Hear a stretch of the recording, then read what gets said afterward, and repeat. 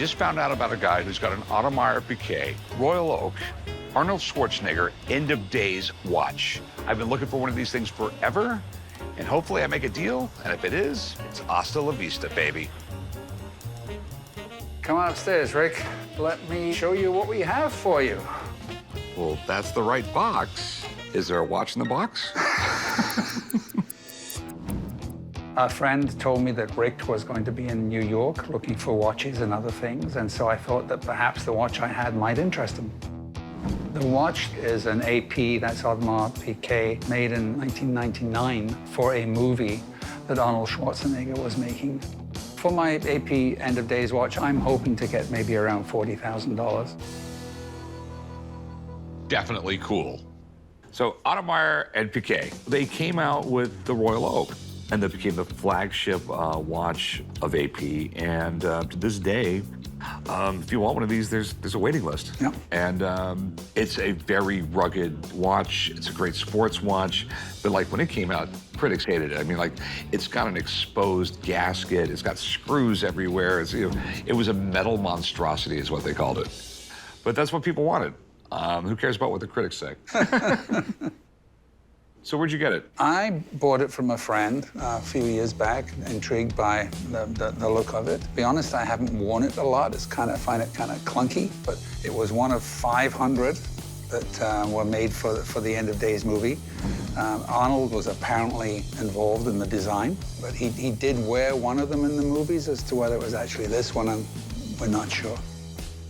Arnold was in his prime when this came out. I mean, everyone loved Arnold, and it was a really smart business move to partner up with him on it. Hey, do you mind if I take a look? No, please do. I mean, everything is right. And I can just tell by the face. I mean, everything is perfect on it. I mean, like the screws are right, the face are right, the hands are right. The value of its brand has gone up tremendously, and the collectability of its watches has gone way, way up. This one being such a limited production, I think it will go up. I'd like to buy it off you for a reasonable price. How much you want for it? I was looking, hoping something in the 40,000 range. I was thinking like 30,000 bucks. I figured you might be doing that. I'd love to see if we could come to something maybe in the middle there somewhere, like... 31? No, what about 33? 32? 5, split the difference. 32.5, you got a deal. Okay, All right, great. sweet. I'll wire you the 32,500. And if you get any more pieces like this, as Arnold would say, I'll be back. Sounds good. I'm happy with the price I got, but I'm a Scotsman, so I would always have liked to have had more. The money that I'm going to take out of it, I'm going to put it into NFTs or crypto and watch that instead. How you doing? Pretty good. I have something I'd like to show you. It's Bernie Madoff's Rolex. Who's Bernie Madoff? He's the one that put together the Ponzi scheme and stole billions and billions of dollars. Oh, that rat. Yeah, that rat. Hey, Rick. You know everything there is to know about criminals. I'm coming down to the pawn shop to sell a 1936 Rolex watch that was owned by Bernie Madoff. I'm hoping to sell this watch for $75,000. You only get so many chances to collect an item like this. So where did you get this? I bought this at the U.S. Marshal Service auction where they were auctioning off all of Bernie Madoff's personal items. How much did you pay for it? I paid $32,000 for it. There seemed to be some stir about maybe, you know, years from now there's going to have a pedigree like anything associated with Al Capone or John Dillinger. He definitely wasn't no Capone or Dillinger. He ripped off little old ladies. It wasn't like he was a bootlegger. This guy doesn't sound like a gangster to me. The kind of scam that Bernie Madoff pulled was named after a guy named Charles Ponzi, who in the 1920s made millions off a fake investment scam. The one thing all Ponzi schemes have in common, in the end, someone gets screwed. I have the auction guide and it's lot number 234, 18-karat vintage Rolex, the serial number, and 1936. It's been professionally restored. Oh, that's a scary word right there. When I hear professionally restored, that means that you get a watchmaker and goes, let me replace that dial for you in those hands so this thing looks good. And replaces them with a dial that looks brand new, but it's worth a lot less money. Okay. We have almost a perfect dial here on a non-waterproof watch. which means dust and dirt and everything else should be getting in there. Generally, on a watch this old, they don't stay this white and pristine. I'm beginning to think maybe some of the parts have been replaced. And this is exactly what you don't want to see. It ruins the history of the watch. So what do you want to do with this? I won't sell it. And how much did you want for it? $75,000. Really? Really? It's one of those things where it almost looks too good to be true. I need to take a better look at this. Okay. Okay, if you don't mind, I'm gonna bring it in the back, and there's a few things I need to do. Okay. And I'll come back, I'll make you an offer. All right. Sounds good.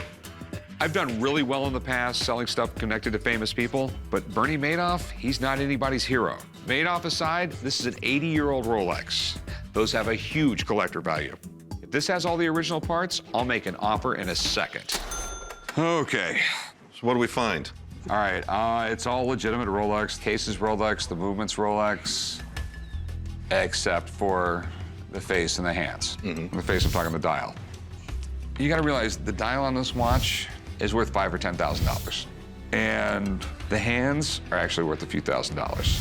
The people who buy these kind of watches, they would rather have a messed up face as long as it's the original face. Because a dial in this shape, if it was all original, we're talking the watch, $35,000. With a screwed up dial, $25,000. With a replaced dial, $15,000. I mean, with the replaced parts, I'd give like 10 grand for it. I certainly think it's worth more than that. You know, it's with the pedigree on it. That's Bernie Madoff's watch. Did you go like 40,000 on it? No, we are so far apart, this is not gonna happen. All right. Sorry. Well, thank you very much. They offered $10,000 for the watch today. I really feel like the watch has more value than that, so we'll see where we go from there. What can I help you with? I have a watch here. Okay. Apparently it's an old watch. I hope so. Where did you get it? A garage sale. Really cool watch. Do you mind me asking what you paid for it? $20. I came into the pawn shop today to try to sell my antique pocket watch. I'd like to sell it because I don't collect pocket watches. If I get 500, if I get 800, I'll be happy. Anything works for me. Do you know much about it? I don't know anything about it. I just discovered it and it looked cool. So, Well, I can tell you a little bit about it. That'd be great. It's a William Ellery. That's an American watch company that later became Waltham Watch Company. Abe Lincoln actually carried a Waltham watch. wow. This is absolutely amazing back here. Earl Butler Hero saved my life at Cross Keys, Robert M. Scott. That's, Something good? that is something good. I'm assuming that's the Civil War. The watch is probably 1870s, 1880s. Pretty easy to date them. First off, it's a key wind and a key set. By the 1890s, they were almost all going to stem winds. That would make it right around the right time period. It has to be the Civil War. You just increase the cool factor by like 10 times, okay? Because this actually belonged to a Civil War veteran, Okay. okay? That was given to that person by another Civil War veteran Okay. who saved his life at Cross Keys, which I'm assuming was a battle. One of the greatest gifts you could give in the 19th century was a pocket watch. Imagine someone gave this to a friend who saved his life during the Civil War. I have never seen anything like it. Do you know if it runs? No. It's wanting to work. It's working. That's positive, right? Yes, I mean, the great thing about this watch is it's in amazing shape. It works great. The case is in amazing condition. We have a porcelain dial on it that doesn't have one crack. These things are notorious for cracking. There's a huge market for Civil War stuff, and a pocket watch in this condition with engraving on the back could be worth a fortune. Collectors would line up out the door to buy this thing. I mean, this has got me really fascinated right here, though. I'd really like to find out who these people are. These could be important people from the battle. Okay. I'd like to find out more about the battle. I have a buddy who knows just about everything there is to know about the Civil War. If there's something special here, you might have a lot more money. Okay. All right? Great. I'll be right back. Thanks. Since he's calling in the expert, that must mean something good. I hope so, anyway. How you doing? Mark, how's it going? Doing all right. The guys normally call me down here when they've got an historical artifact. I have this watch here, and the engraving says that it's from the Battle of Cross Keys. The Battle of Cross Keys was an interesting one. This was early on in the Civil War, and this was Stonewall Jackson, one of the best-known generals on the southern side, and Cross Keys was one of the battles with Union forces, and the Confederates had about 5,800 men in this battle. The Union side had over 11,000 men in this battle, and the Union lost. Were you able to find out anything about those names or anything like that? Well, there are a number of Robert M. Scotts out there. There are a number of Earl Butlers out there. They don't show up in the historic record individually that I could find. I mean, the watch is really cool. I mean, it seems like it's from the right time period and everything like that. Do you think it's legit? Okay, do you mind if I take a closer look at it? Please. Okay. Oh, yeah. The time period would be probably the late 1880s, so the name on it and the serial number both fit. That's all good. And if you were going to fake a piece like this, you would pick a battle that everybody's heard of. You know, it'd be, thanks for saving my life at Gettysburg or something. Yeah. And that the engraving is all hand done. In looking at it, I think that this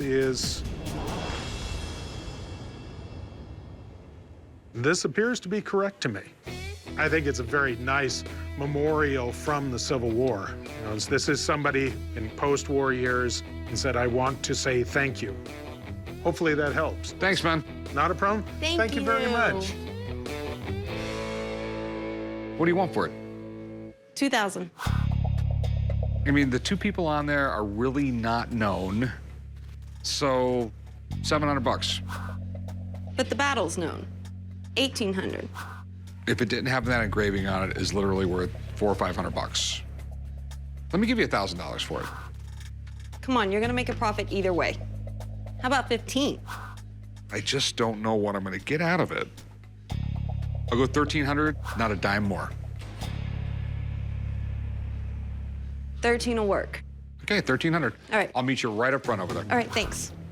Bought it for $20, and I'm walking out with $1,300. I'm ecstatic. I couldn't be happier. What you got here? It's a 1983 Seiko TV watch, as seen in the James Bond film Octopussy. No way, dude. You have the watch from Octopussy? Yep, What's cooler than wearing the same watch as James Bond? exactly. It's the original smartwatch. I got the TV watch when I was about 9 or 10 years old. I won it in a raffle from a jewelry store. I got to play with it once or twice and then got put back in the box, probably because I was a 9-year-old. I was hoping to get about $800 for it, and, you know, I'd like to see what they want to offer me for it, see what it's worth. Oh, this thing's sweet. In the 1980s, Seiko was just ahead of their time when it came to watches. They were innovative, and they were pushing the market just to a whole new level. I mean, Seiko had a couple other watches at the time. They had one that had recording technologies and even made a computer functioning watch. We're talking the 1980s. When this watch came out, there was nothing like it. This was actually the smallest TV set in the world. It's funny to think this is a smartwatch now because it's got this big giant receiver right here. And I imagine you gotta put this in your pocket, walk around with it. Yeah, the idea was you hook this wire up to the watch and then run it up your sleeve and keep that thing in your shirt pocket.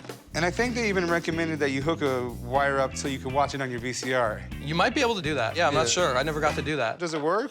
I think it does. I mean, the watch itself keeps time. I actually haven't turned it on to see if the TV comes through in quite some time, so. Okay, well, you got the plug right here. Yeah. Mind if I try it out? Yeah, let's check it out. All right.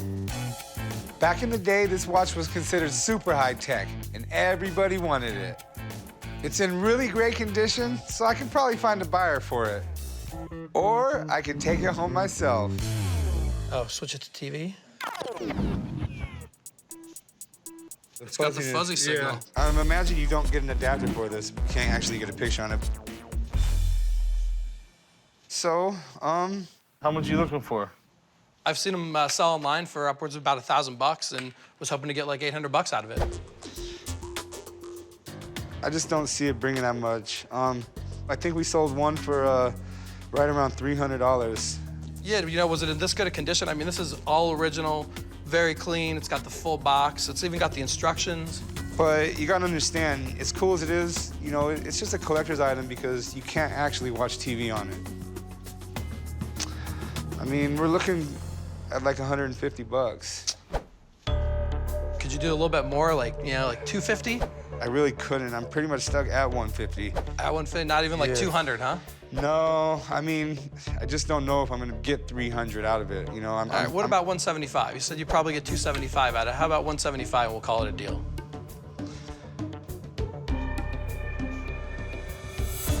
I could do 175. All right, let's do it. All right, sounds All good. right, thanks. Just meet me over here at the counter. All right, sounds good. I'll take the 175 bucks that I got today and go have some fun with it. My folks can't take that one away from me. I'm old enough now. Hey, how's it going? Good. Got a watch here I want to get rid of, $1,000. Let's talk some money. Okay, you're pretty sure of yourself. Absolutely. I know it's English made, and I've been told it's about 400 years old. That is definitely cool. So have you ever taken this apart or anything like that? I never did because I was afraid I might break some. Okay. I don't know how to do it. Well, give me a second. I might break it myself. I found the pocket watch at a motel. I contacted the police department, and the lady said, I guess it belongs to you. Just put it in your pocket. So that's what I did. I put it in my pocket and kept it. So we have... If you look right here, you'll see a lion.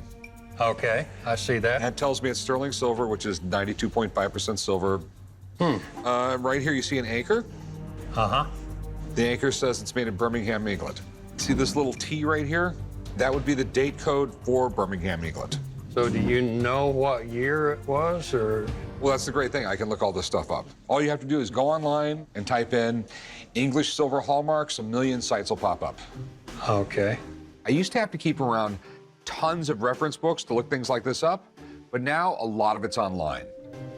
And here we go, right here. 1893. 1893, that's a little Newer. Yeah, not quite 400 years in it. Yeah, but it is 120 years old, and it does run very well for a watch that old. But they don't go for a lot of money. Okay, what are we talking about? Not a lot of money. $100. No. Yes. No, there's $100 worth of silver in it. No, there's probably like $20 worth of silver there. Remember, it's silver, it's not gold. Silver's worth 22 bucks an ounce. You probably got right around an ounce of silver there. Can you do 500? Nope. Like I said, $100 is a generous offer on this watch. Oh. 2? Nope, $100. I can't do it for 100. I've got all these grandsons. I figured I could split the money a little better than I could the watch. Yeah. I'd give you like 120 bucks, but Yeah. No, I can't let it go for that. I just can't do it. okay, well, let me put it back together for you. I went in hoping to take him by surprise. I just said, give me $1,000. Let's don't argue about it. But didn't quite work out that way. Hey, how you doing? Oh, pretty good. How can I help you? I have a watch that I'm looking to sell. It's a woman's pocket watch from a long time ago. Did women have really small pockets back then?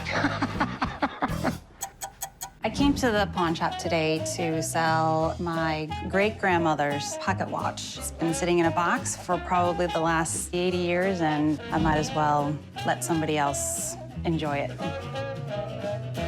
Do you know much about it? Great-grandfather bought it for great-grandmother for their wedding night. She hated it, never wore it, and she claims that he wanted it in a poker game, so. Okay. Definitely interesting. I love the back of it. It's absolutely great. What is that, like a spider web? Yeah, it's a little black widow, which doesn't seem exactly appropriate for a wedding gift. Right. No, black widows, they mate, and then the female spider kills the male spider and eats him. Yeah, it's pretty gnarly. But pretty neat watch. It's a Gruen. What's a Gruen? There was actually a guy named Gruen, and he, let me see, came in the States in like the mid-1800s, went to watch school in Europe. Okay. Now, this is not a pocket watch. back then when this was made, women didn't wear pants, so they didn't have pockets. I was wondering about that. It was a pendant watch.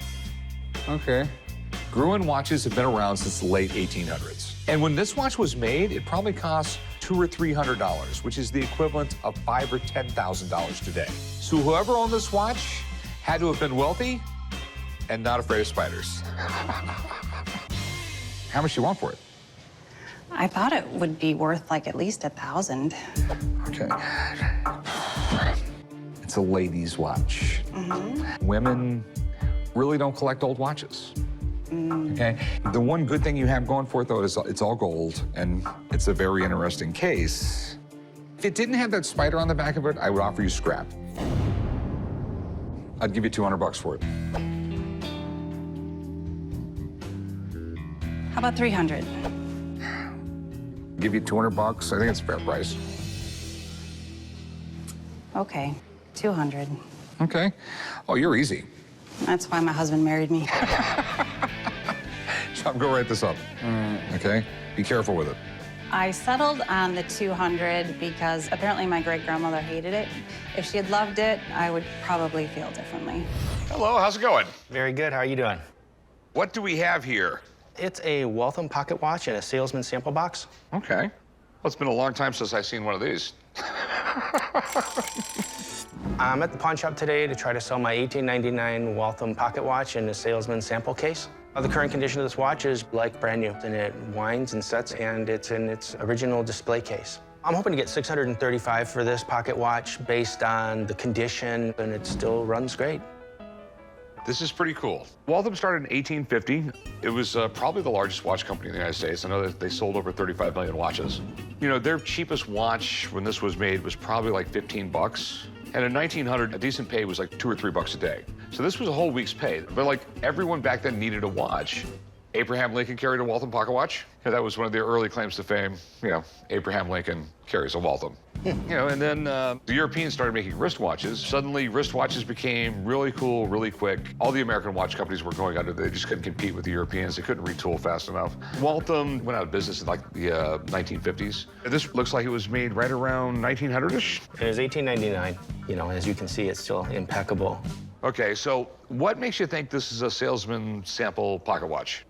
Well, they have the open back with the glass display. They would have put that at a jewelry store to show the quality of the movement, and then they could have chosen which case they wanted to have it put in. But here's your thing. This is not a pocket watch. Oh, is that right? This is a travel clock. Huh. If you were traveling, there wasn't a clock in the hotel room. Clocks were expensive. They didn't do that. People would steal them. But everyone had a travel clock they put on the nightstand. That's why it has this big, long stem. It's easier to set and everything like that. Yeah. And this was on the nightstand, and you knew what time it was. And that's exactly what it is. It's a travel clock. Okay.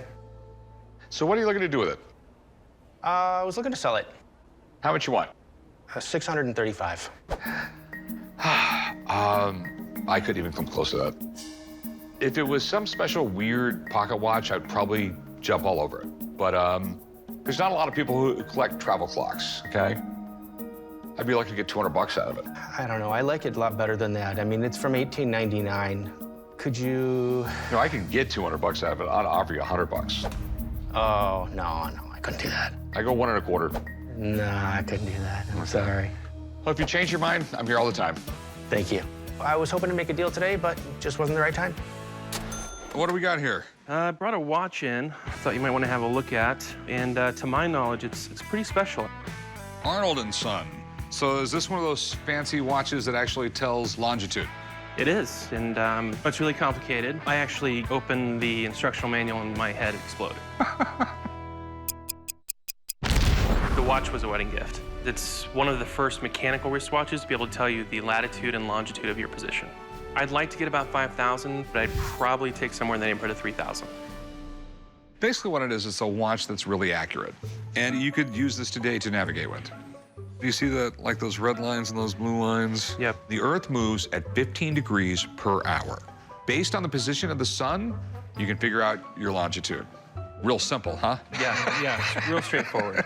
I mean, nowadays you have GPS, but at one point in history, a very accurate clock on a ship was extremely important. Before they had an accurate clock, you'd take your boat north or south to the exact latitude you wanted to, and then just go east or west to wherever you were headed. There's stories of plenty of guys who literally sailed to Hawaii, just sailed right past it, and didn't realize it for a long, long time. Back in the days before GPS, it's instruments like this that made navigation possible. Nerds like me love this kind of stuff, but there's not a huge market for these, so I'd be taking a lot of risk if I bought it. How much you want for it? I'd like to get $5 grand. Ain't gonna happen. Okay. The hard part about this watch is it doesn't say Rolex or Patek Philippe or Vacheron Constantin.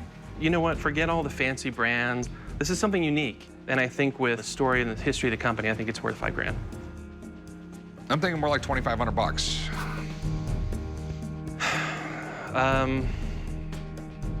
Could you do 4,200? I'll tell you what, I'll do 3,100. All right, you got a deal. Cool. Hey, meet you right up front. Great. I feel pretty good about the deal. I think 3,100 is a fair price. The person who gave me the watch as a gift, I'm definitely gonna have to treat them to a nice dinner when I get back. So what do we got here, man? This is a 1912 Naval Observatory pocket watch. Cool. Made by Longines. My dad said he won it in a poker game. Okay. We actually get that a lot around here.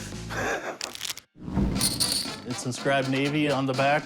I'm assuming with the box that it's in that it was probably made to be mounted to the nightstand of a ship. Hoping to get about 5,000, but I would probably settle for 2,000. Nice. Longines have the oldest registered trademark of a watch logo in the world. That says a lot. Sure. They built the timing mechanism for gymnastics in 1912. Okay. And they did such a good job of it that they used them for a bunch of years in the Olympics and stuff like that. Now, if you think about the Navy, time of day, really important. Sure. The U.S. Naval Observatory is pretty badass. They're responsible for the positioning, navigation, and timing for the whole U.S. military. So any watch they issue would be pretty awesome. So tell me, what do you know about the watch itself? Really, I don't know too much about it other than it's never been mounted, never been refinished, polished, it's all original. The research I've done, it's designed to be mounted down to a nightstand of a captain or first mate. Okay, you see the 800 right there? 0.8000? Yes. That means this watch is 80% silver. Nice. Which would make sense for it being a Navy watch, because silver doesn't really rust. Okay. Now, how much are you looking to get out of it? $5,000. $5,000. With the boxes, yes. We're a little high. I have to tell you, the boxes definitely make it cool. Yep. But I'm gonna have to make the assumption, though, that this watch was a marketing play. I mean, anything that time was really important to, Longines wanted to stamp their name on. If it was a Navy watch, it'd be a lot more intricate. It has a wind indicator, and it has a second hand. The railroad watches were more intricate than this. You think so? Absolutely. The Navy would need something a little bit more advanced than that. I'd offer you 2,500 bucks for it. It's a little light. I could do 3,500. As time goes on, this name is getting more and more forgotten with the worse and worse stuff they put out. I'll go 3,000 bucks on it. That's the best I can do. It really is.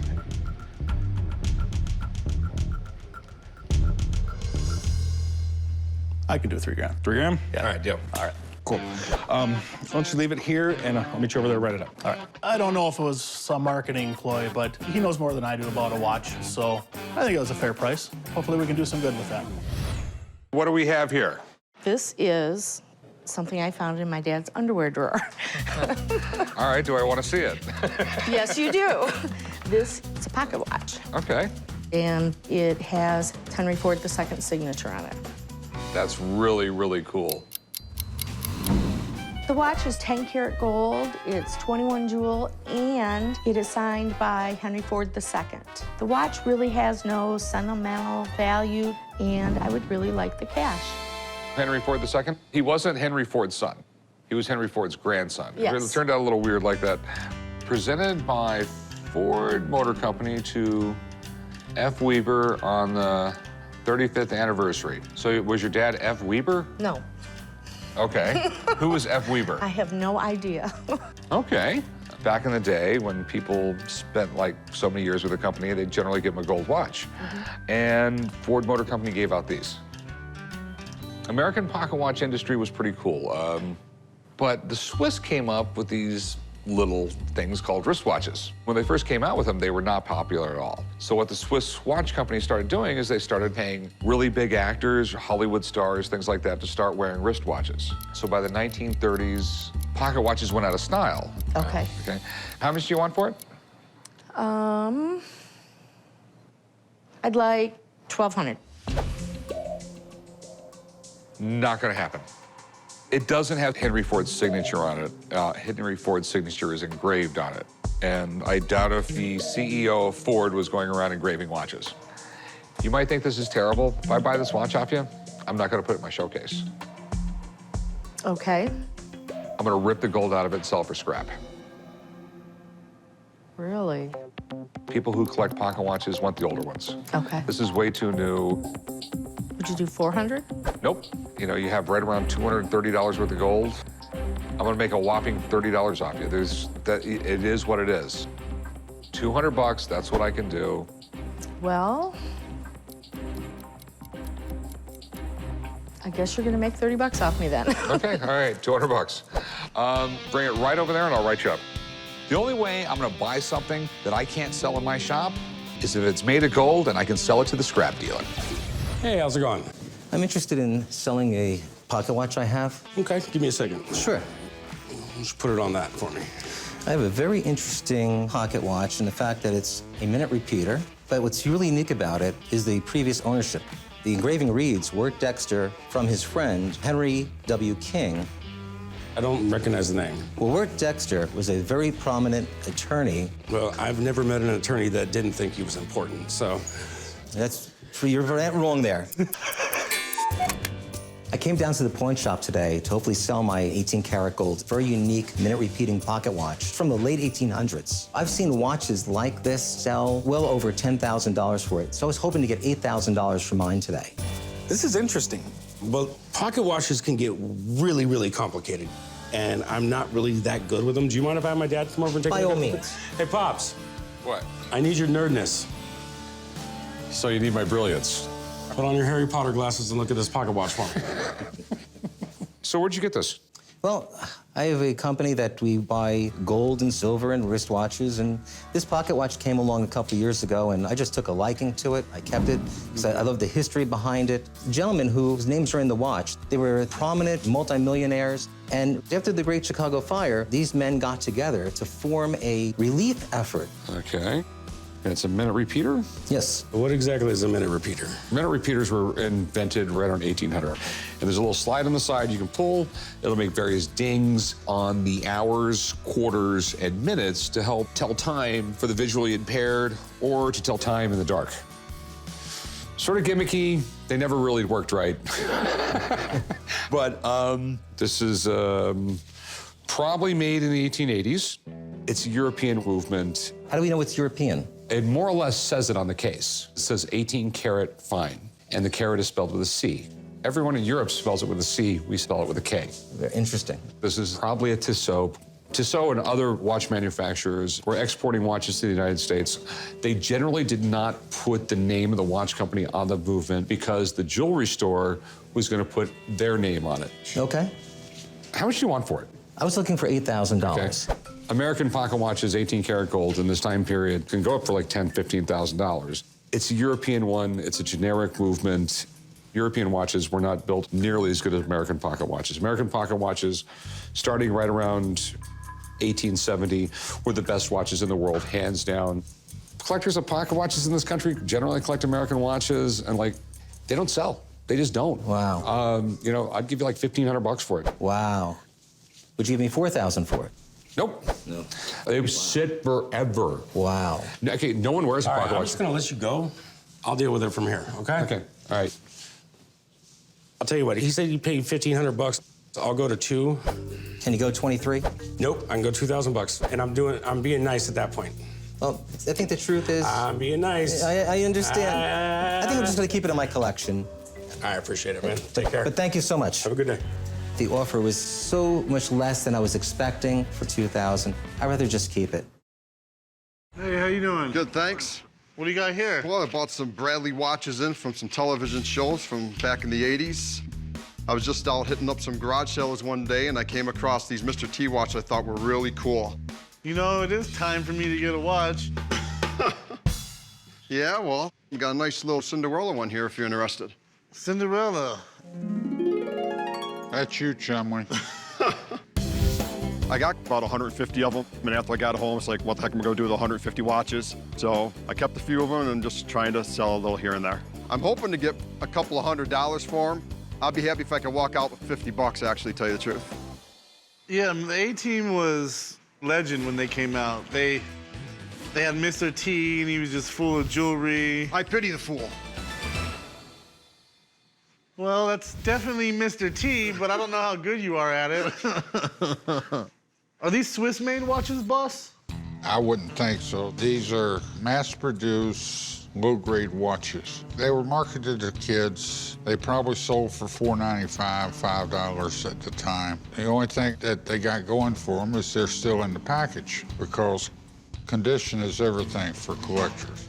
There is a market for them, but it's very limited. I don't know, boss. I feel like there's hipsters everywhere that would love to get their hands on one of these. They would actually wear them. Chumley, what in the hell's a hipster? It's a person that likes to believe they're doing cool things that aren't trendy, but actually, now hipsters are like the trendy thing, so they're actually all the same. Reminds me of a beatnik, Chumley. I don't know what that is, but probably. What do you want to do with them? I'd like to sell them. I've seen some of the Mr. T's actually selling for upwards of $30. I was kind of hoping to maybe get $200 for all 10. All right, it's way high. What about $1.50? It's 15 bucks a piece. Yeah. That's pretty fair for some old quartz watches. Well, if I'm lucky, I'll get 30 bucks a piece out of them. Could we maybe do 180? 180 just leaves a tight room for me to make a profit. The unpunched ones makes them a little bit more collective, and I know the Star Wars I still have unpunched too. Maybe 170? So 150 is a no. How about cut the difference and do 160? Yeah, go ahead, Chum. I can do 160. All right, thank you very much. I appreciate it. I'll leave the watches with you, boss. Meet me at the counter over there. Well, I think I did okay. Seeing I paid about 30 cents a piece for the watches, and I got $16 a piece for them. So I'm very happy. Hi there. Hey, how's it going? Not bad. I've got this antique pocket watch I think you might be interested in. That is one damn big watch. It is. It's pretty neat that it's made by Doxa. It's actually a Swiss company that's still around. Right. This is a little odd that you have such a huge case. It really is. Weighs a ton. You don't walk around with that in your pocket, that's for sure. During the Hungarian Revolution, my father was a freedom fighter, and he had to leave the country really quick. And the only thing he was able to take was the pocket watch and the shirt on his back. I like it because it's very ornate. You don't see that kind of thing these days anymore. It's been sitting in the drawer for the last 20 years. Might as well make some use of it. I'm thinking I want $500 for it, and I don't think I'd take too much less for it. Today, Doxa is a pretty nice watch. I mean, it's not really high-end. We're not talking about today, we're talking about this one. You have to realize that up until the late 1800s, the best watchmakers in the world were in England and they were in Switzerland. Right. And they just sort of got stagnant, you know, no innovation or anything like that. And then there was a big train accident in the 1890s. And it was all because a conductor's watch was off. Oh. So Congress passed some laws about how accurate railroad watches had to be. Better than any watch in the world made at the moment. Right. So not only were they really innovative, they were forced to be innovative. Companies like Waltham, Hamilton, Illinois. So by 1910, it wasn't the Swiss watches, it was the American watches that were the best in the world, period. Hands down, there was no better. Oh, really? When you're collecting watches from this time period, what you really want is American watches. Wristwatches really didn't get popular until the 1920s, when some companies started paying Hollywood actors to start wearing them. After that, they got real popular real fast. It's a silver case. Oh, it is silver, right? Oh, good. Yeah, well, most of the time they didn't make the cases out of silver. They just made them out of it like nickel. Right. This one's a really fancy case, so Yeah. they made it out of silver. Yeah. This is something you'll see on the back of pocket watches a lot. It's a hunting scene. You can tell it's a European hunting scene because they're hunting like wild boar. Okay? There isn't a lot of places in the United States where you have that. The inscription says Medal of Milan 1906. Liege, 1905. So it's probably the city where this company got an award for its watches. Okay. What do you want to do with it? Oh, if you give me a fair price, I'll sell it. What do you consider a fair price? I was thinking around 500. That would be my bottom line. Normally, European pocket watches with a movement like this, just your standard run-of-the-mill ones with the silver case, right? I'd offer you $100. Really?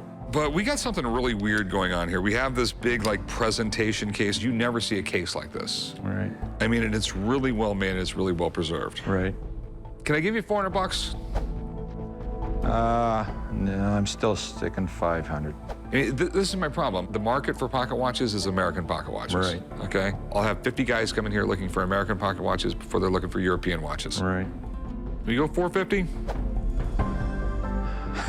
You're killing me. You know, 475, we've got a deal. Come on. Is that gonna break you? An extra 25? Not gonna break me. 475. Good man. Since he's basically lowballed me, I figured, okay, let's try and notch it up. I knew that he was a little more negotiable. What in the world do we got here? Well, it's an antique timer for racing pigeons. Dad, did you know they used to race pigeons? Yeah, they used to race pigeons. Don't pigeons carry like all kinds of diseases and are like the most disgusting animals on the planet? Not the ones you raise as pets. A rat in a cage is still a rat. I grew up around the pigeon racing. My dad was very passionate about it. He loved it. I'd like to sell it because I really don't have any wants to follow in my dad's footsteps. Least amount I'd probably take is about 100. So tell me more about pigeon racing. The group would get to a location where the function was going to be held. They'd put bands on their legs that identify the pigeons. Pigeons would be let off all at one time, and then they take off towards home. So how do you beat the pigeon home? Well, then you got to drive pretty fast. Well, I see why it never caught on. It's way too complicated for pigeon racing.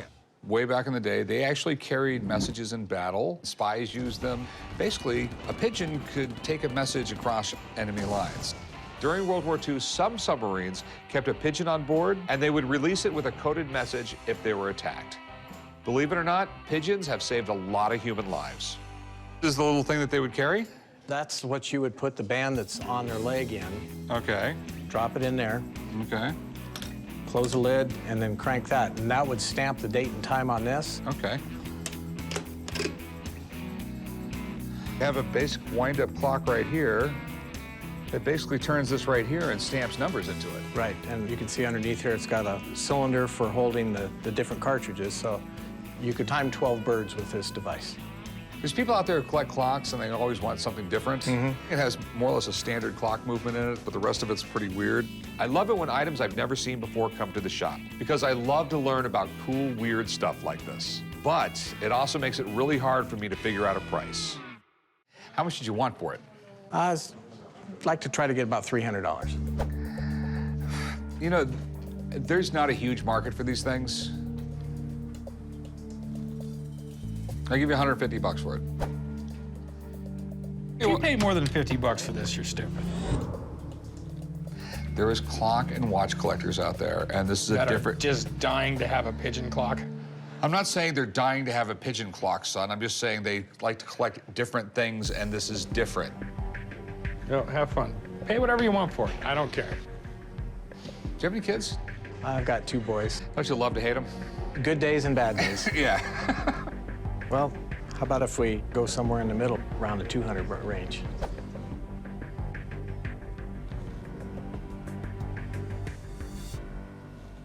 I'll give you $200 for it. All right? Sounds like a deal. Okay. Thank you very much. Let's go right over here. We'll do some paperwork. All right, thank you.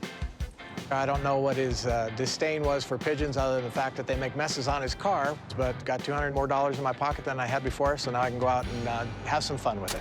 What do we got today? I have an 1890s Tiffany pocket watch. Okay. In 18 karat gold. Where did you get ooh, this? I mean, that's heavy. There's lots of pocket watches out there from this time period, and literally you can barely put your thumb on it and the case will flex because it's made out of gold. Gold's expensive, really lightweight. You pick this thing up and you go, damn, that's a lot of gold. I came to the pawn shop today to sell an 1890s Tiffany pocket watch made out of 18 karat gold. I'd really rather have a watch I can use like a Rolex. I'm looking for about 10 to 12,000. The least I'd like to take is about 6,000. The great thing is it's Tiffany. I mean, it's as far as like jewelry in the United States, it's probably the most iconic brand, hands down. Basically, anything that says Tiffany on it is going to be really well made. Inside of here is the actual movement. Probably a 17 jewel movement. What the jewels do is the staff for the gears sits in between those. It's not metal against metal. It's metal against the sapphire. The sapphire is very hard. It's not going to wear down. Huh. This is definitely a Swiss movement. It looks like Patek Philippe because that's what Tiffany used back in this time period. Wow. Patek Philippe was founded in Switzerland back in the mid-1800s by a Polish guy named Patek and a Frenchman named Philippe. They were like the dynamic duo of watchmaking.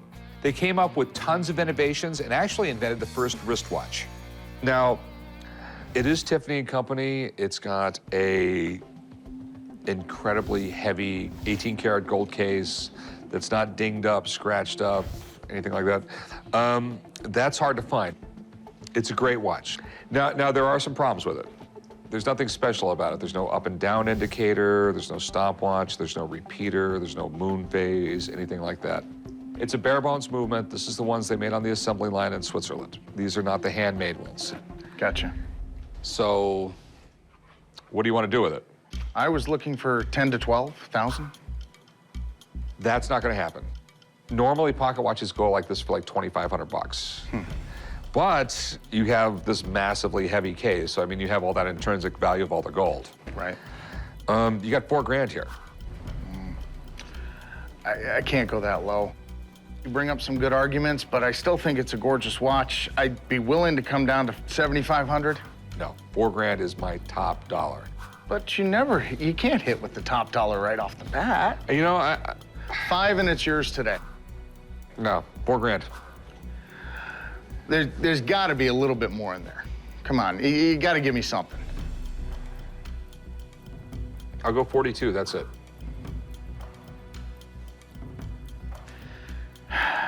All right, I can do that. All right, 4,200 bucks. Thank you.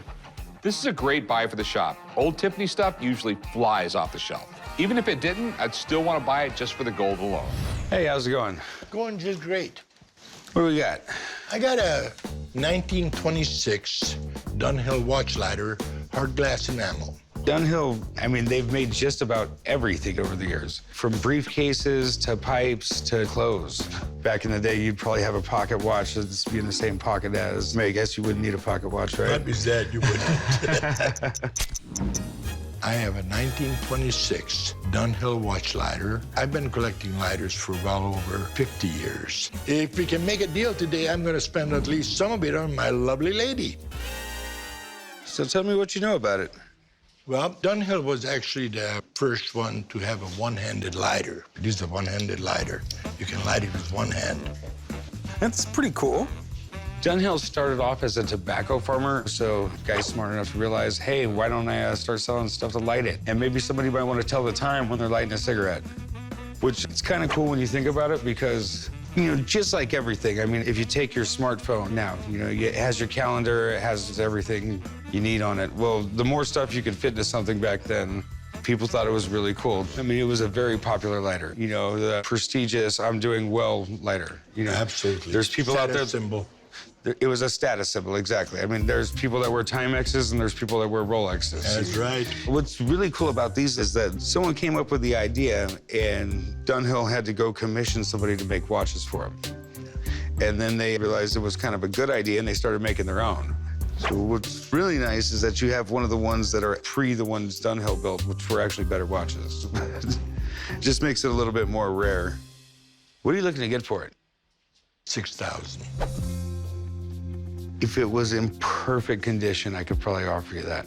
There's just some chipping on the enamel here. It's just not in $6,000 condition. The thing it does have going for it is that they are really collectible.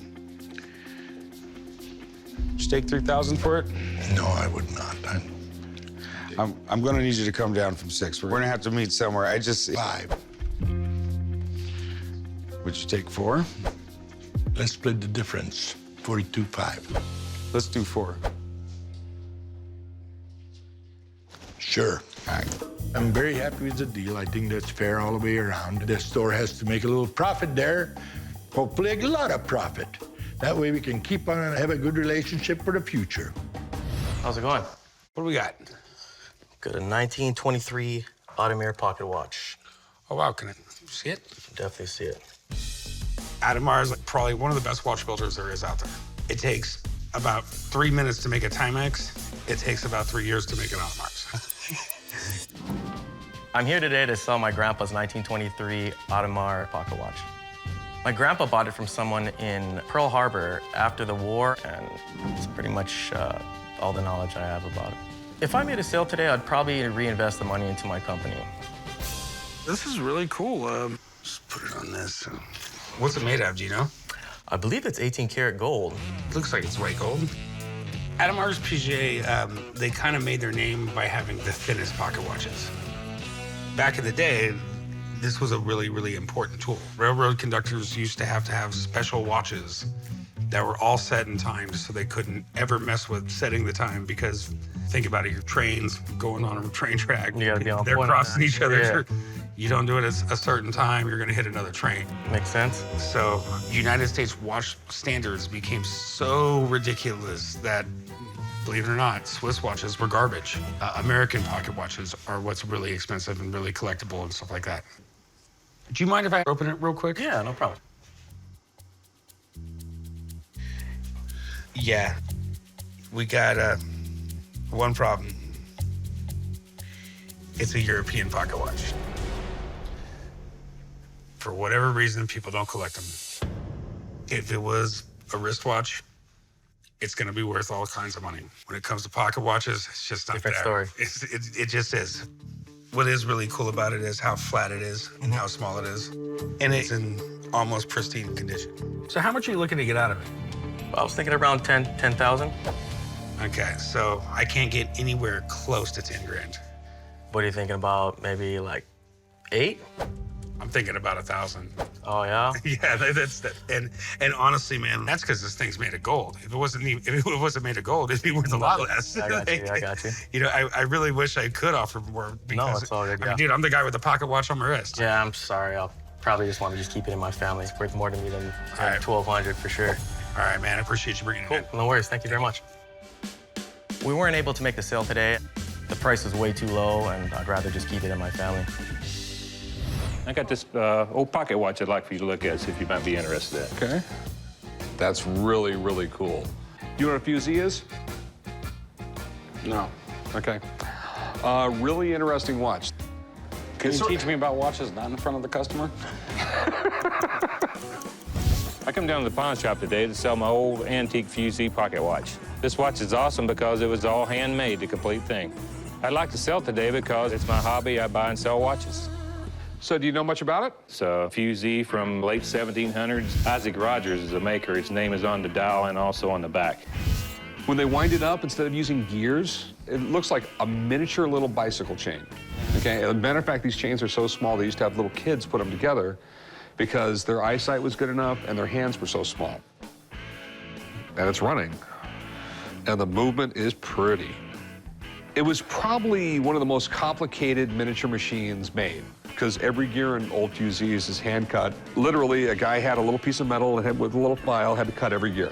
Back in the 1700s, they didn't mass produce watch parts like they do today. Almost every single piece had to be meticulously handmade. So watches were extremely expensive, definitely a status symbol. You know, with antiques, a lot of times it's really hard to date them. But the great thing is, it was the law in England that they had to have the date on them. This mark right here, the lion, tells me that it's sterling silver.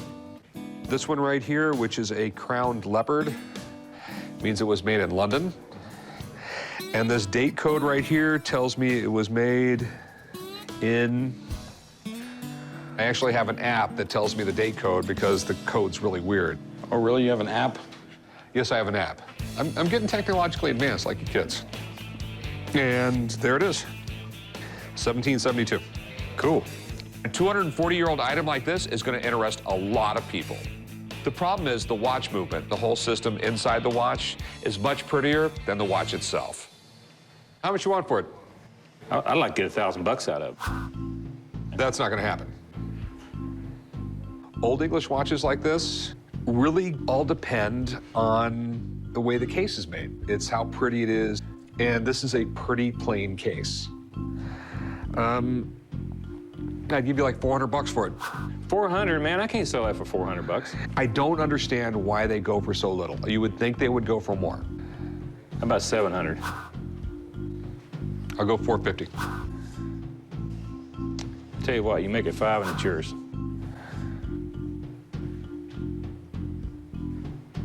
All right, 500. All right, you want to write them up, son? That's good as some paperwork, man. I feel that I didn't get what I really should have got out of the watch, but I understand they got to make money also, so I can live with it. Hey, what do you got here? A Breitling that I want you to take a look at. Thick watch. It's a Breitling emergency. It's got a homing beacon in it. You unscrew this thing right here when you crash your plane, and it broadcasts on the emergency frequency, if you're still alive.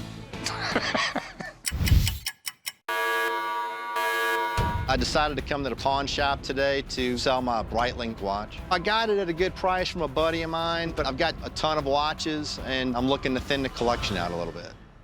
You know anything about it? Yeah, I mean, a real quality watch. This one's never been out of here, so it's got all the parts. Yeah, Breitling's a neat company. What they did was, I think it was the Swiss Air Force, wanted a really, really accurate wristwatch for their Air Force.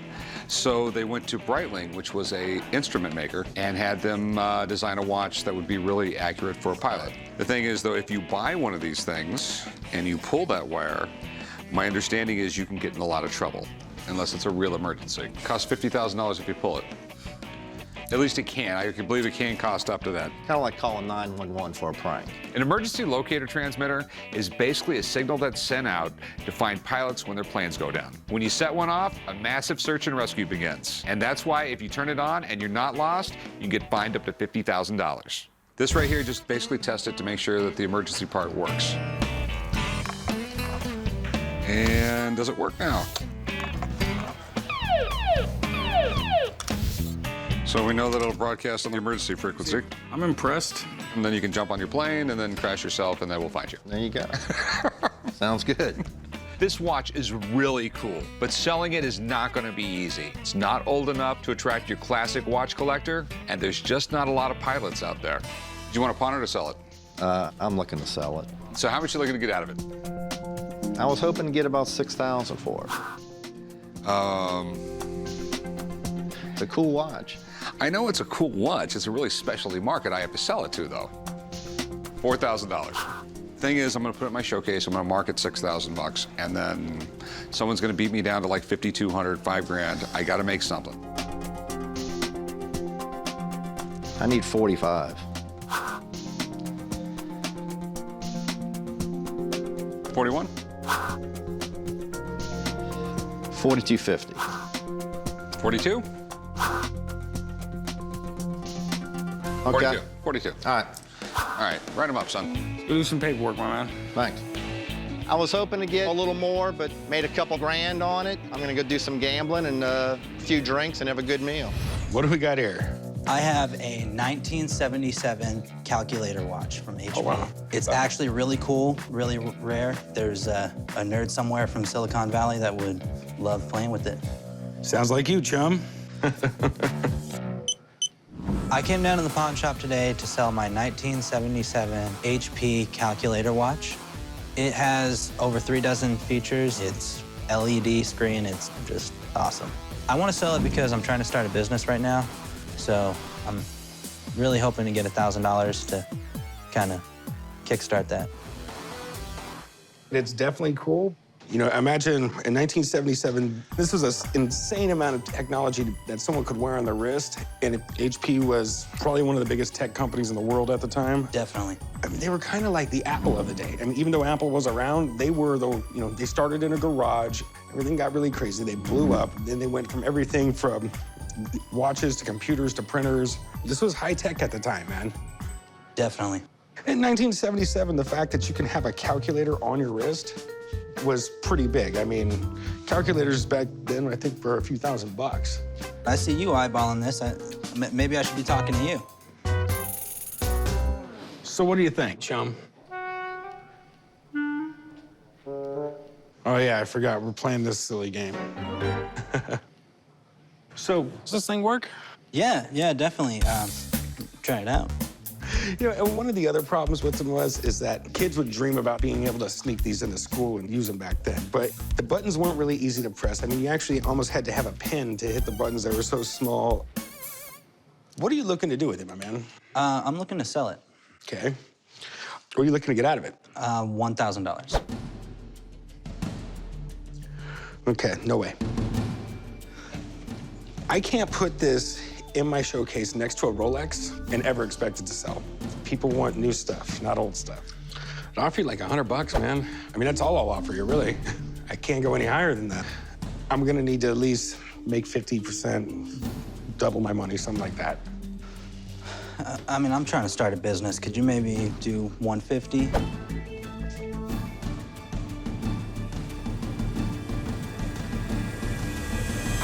I can't, man.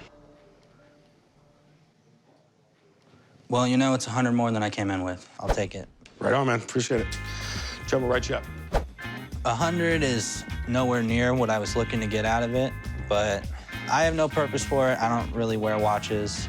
Probably gonna take my girl out to a nice dinner and talk about our business. Hey, how's it going? Good. How about yourself? All right, what do we got here? I've got an old pocket watch. Oh, here we go. Ah, okay. It's probably around in 1860. Well, like the 1890s, the best watches in the world were American watches. Interesting. That's because, like, in England, I think it took 17 different unions to make a watch. I'm here at the pawn shop today to sell my antique pocket watch.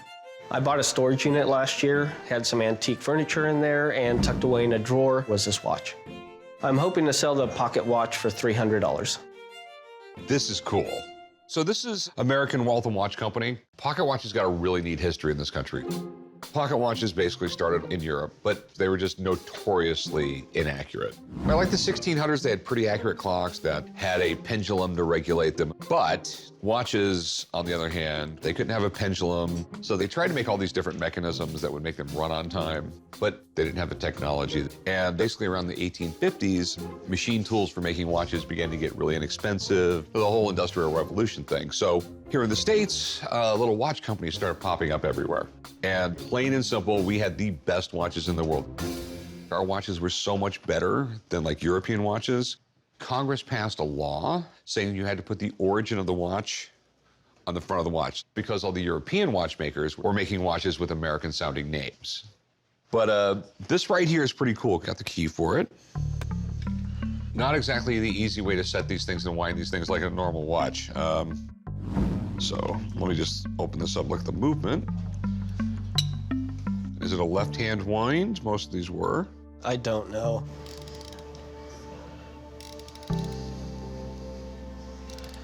And then,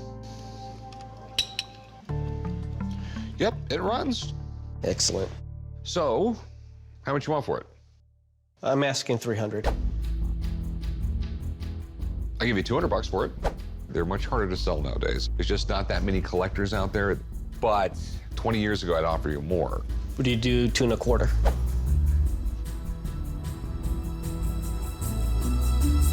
Sure. Great. I'll meet you right around the corner and we'll do some paperwork, okay? Sounds good. I sold it for $225. I feel good about it. With that $225, I'm gonna put it back in petty cash and buy another storage locker.